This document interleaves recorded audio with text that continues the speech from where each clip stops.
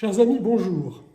Aujourd'hui, c'est une journée un peu particulière. En effet, c'est un peu mon anniversaire. Il y a 3 ans, à quelques jours près, j'étais ordonné diacre. Grande joie et grande émotion de me souvenir de ce beau moment, de cette belle célébration. Alors aujourd'hui, je voudrais vous parler des diacres permanents. Les diacres permanents sont des hommes qui ont reçu le sacrement de l'ordre. Comme les prêtres ou les évêques, ce sacrement de l'ordre comprend 3 degrés. Le diaconat pour les diacres, le presbytérat pour les prêtres et l'épiscopat pour les évêques. Une fois reçu ce sacrement, le nouveau diacre entre dans le clergé, devient un clerc, il est ordonné au service du Christ et de l'Église.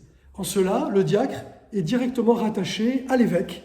Il est au service de l'évêque et à travers l'évêque, il est au service de l'Église et du Christ.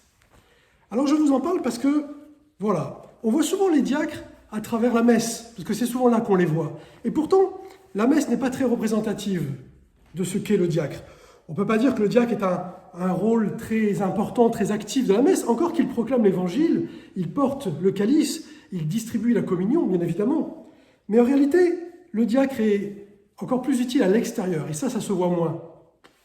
En effet, c'est une grande joie, quand on est diacre, de pouvoir revêtir l'étole, la dalmatique, et d'aller baptiser. Très grande joie de baptiser des enfants. Très grande joie de marier des couples. Très grande joie de bénir. Il m'est arrivé de bénir tout un village ou un cimetière, de bénir des couples, de bénir des personnes. Très grande joie de faire prier une assemblée. Samedi soir, j'ai organisé, animé une veillée d'adoration dans un camp scout, par exemple. Voilà. Alors, pourquoi je vous dis tout ça ? Parce que, tout comme on manque de prêtres, on a aussi besoin de diacres.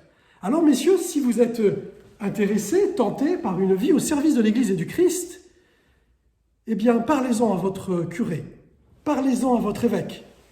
Et puis, n'hésitez pas à rentrer dans un processus de discernement pour peut-être un jour devenir diacre et vous aussi revêtir l'étole et la dalmatique.